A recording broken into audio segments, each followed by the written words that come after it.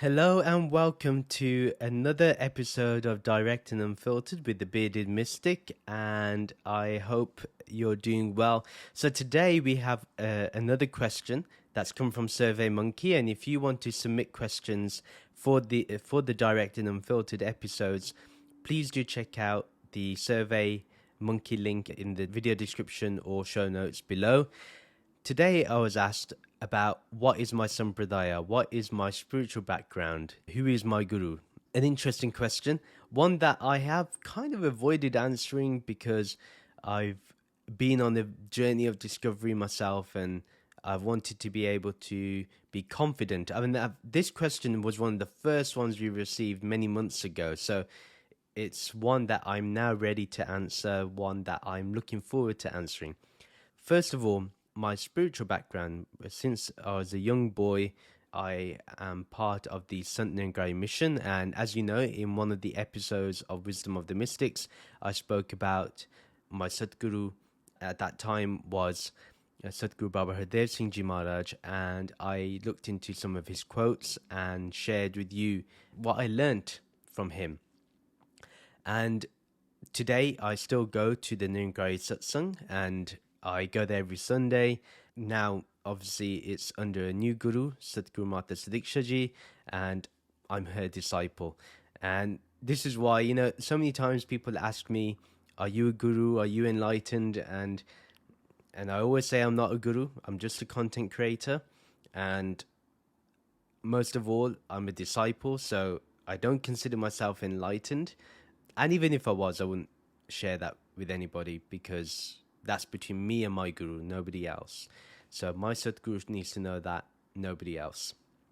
So yeah, recently I met Mataji after a good number of years, maybe 4 years, and it was really nice meeting her, and it was what I needed, I think. And I'll go into the background a lot more in a minute, but yes, it's under her teachings and guidance that I have developed so much in my spirituality. She gives an amazing message, very direct, very clear. So let me go into the sampradaya a bit more. First of all, my grandfather was one of the early disciples in the Nirankari Mission. So he was working in the same bakery as the second guru, Shensha Baba Avtar Singh Ji. And this was before the partition. So my grandfather received the Brahm Gyan. So this is the most beautiful and amazing part of the Nirankari Mission that I really admire and really respect. They believe in that if you have a strong desire to know your true self or to know God, they will give that to you. They will give that knowledge to you. There's no prior rituals. There's nothing like that. It's just if you have that desire, they are willing to give you that knowledge. And the knowledge is really simple. It's a very direct and simple path. That's the other unique part about it. And I think that's what's made me understand the scriptures a lot easier, is because I look at that knowledge that they give and I go accordingly. And the knowledge is rather simple. It's a very direct, non-dual message that there is only this formless, and we've all emanated from that one. So the many appearances you see is just an appearance. It's mithya. But you see this formless in all forms. So this philosophy is brilliant. What's also really intriguing is that from the get-go, you're told that none of this is yours. None of the things you have or possess is yours because, again, if this world is just an appearance, why would it be mine? The only thing that's real is this formless, which is your true self, your true origin. And the other few great things that you see in the Nirankari Mission that I really admire is there's a continuous spiritual practice. So you go to satsang every week, and you also commit to doing seva, which is helping humanity. So wherever you go in life, if you help others selflessly, that's seva. And then sumiran, which is the practice of mindful remembrance. And actually, the current Sadhguru, Mata Sudiksha Ji, coined this term, mindful remembrance, which I think is amazing because it's all about becoming aware of the awareness of this formless. So it's a real deep insight, in my opinion. And the great thing is, when you receive this Brahm Gyan, they ask you to compare it to the scriptures that you follow. And I have compared it to the Gita, the Bhagavad Gita, to the Upanishads, to the Ashtavakra Gita, to so many texts. And actually, I read it from that perspective. And what's interesting is I find that I take leaps. What would normally be small little steps, I'm able to take giant leaps into understanding what they really say. So then what I have to do is go back and try to understand it. Now, the tough thing about being a Nirankari is the sense of, because they give you the truth so freely, just because you have that desire to know, you do need to have a strong foundation of philosophy, of understanding non-duality, in my opinion. So it's really important that you read the Gita beforehand, or you read any scripture beforehand, and you have a strong basic understanding before you have this knowledge. And this knowledge is an open secret. I mean, although I can't share it with you because I don't have the permission, and I want to respect that principle. And once you understand it, once you see it, you're like, oh, it's everywhere. I can't deny it. I can't step out of this knowledge, ever. So that's the sampradaya that I belong to. And I will share the details so you get to know more about it in the video description below. And I implore everyone that if you've listened to my podcast, if you've been inspired by me somewhat, this Brahm Gyan is a great direct, literally a great direct non-dual way of knowing the truth of who you are, the truth of the self. And the beauty that I also find is that, yes, okay, on one level you get this deep spiritual philosophical insight, but the other beautiful aspect is that there is work to do once you receive it. So you have to work on any factionalism that you may have within. So whether that's caste, color, or creed, you have to get rid of those parts of you which discriminate others negatively. And you then also do not criticize anyone based on their diet or their dress or their way of living, their lifestyle. You don't criticize anybody. You refrain from judging anybody. And I think that's such an important thing, because it's very easy to get spiritual wisdom and then not know what to do with it.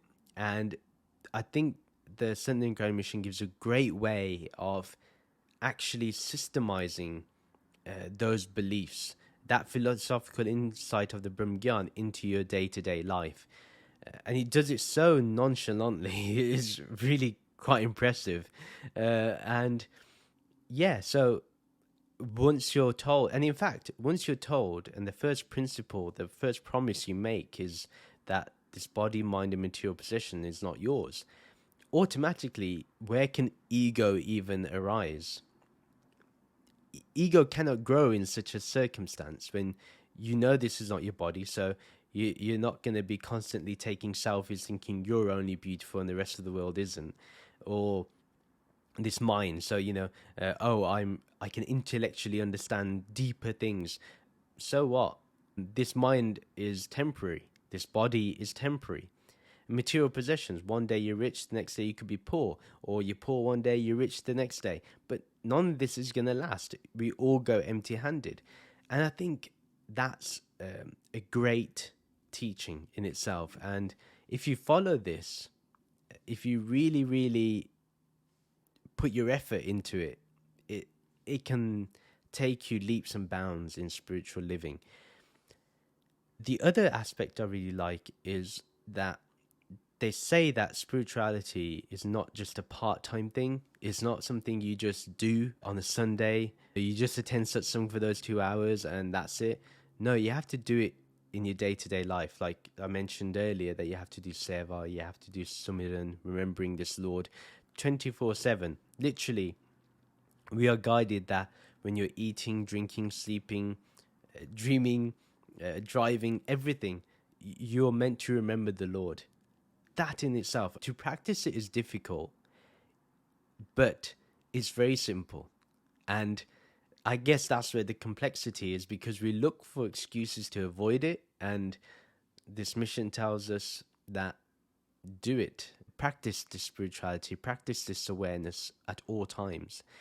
That's my sampradaya, that's where I come from. And it's literally through those insights that I share my content with you all. So my thoughts on the Bhagavad Gita is heavily influenced by that. And that's why I think I understand Adi Shankaraji's Advaita Vedanta a lot easier, because of this Brahm Gyan that I received from my spiritual guru, from my Satgurus. And it's really enhanced my life. I see the importance of having a living guru and why I think having a teacher is important.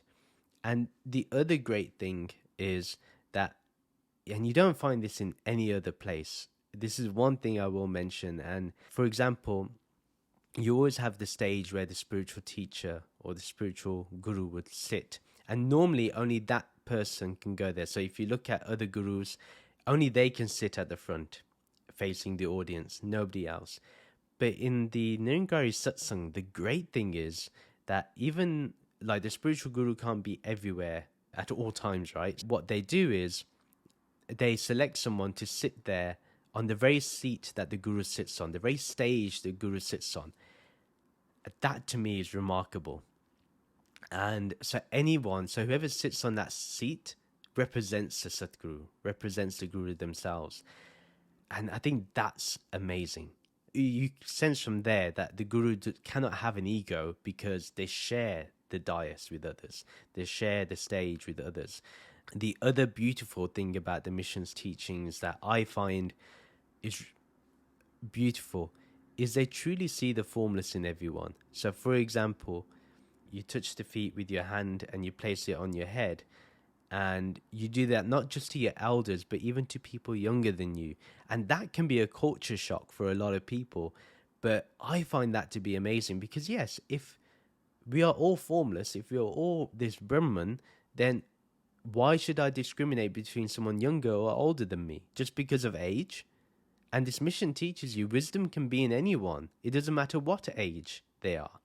That's another beautiful practice we have. And again, another reminder that the formless is in everyone and everything. And it's a very integrated spirituality. And even though in the past few years I've been on a journey of trying to discover whether I truly still believe in the mission or not, I can say confidently that I do. And it's because when I look back and I see where I am today, the credit goes to this mission, because whatever good things people get from my content is because of that. And it gives me the freedom to do that. And you don't get that from every other spiritual tradition either. There's a lot of freedom that you get from being in it. Find a local center, and if you're really seeking the truth and you're really wanting to know this open secret, do take this Brahm Gyan. And if you really want to understand non-duality, take this Brahm Gyan. And if you find that you still engage with the transactional reality or the relative reality, having a spiritual teacher is a great way of having an Ishtevta that can help you start integrating the transactional to the ultimate. So that's a great way. The Guru Bhakti Yoga that you get in this mission as well, that's a positive that you can apply as well. But the beautiful thing is, Satguru Mata Sidikshaji really emphasizes on doing Nirankar Bhakti, Nirankar devotion, so formless devotion. And you know that in this podcast, we emphasize this. And again, it's all the teachings that I've received from my spiritual gurus that I emphasize on this podcast. And if there's any good things you hear, it's because of them. Anything bad is probably my own philosophy. So so yes, so that's the answer to my question of what sampradaya I belong to and who's my spiritual teacher. And if you have any questions, please do share them. You can fill in the form on the Survey Monkey or even email me at beardedmysticpodcast@gmail.com.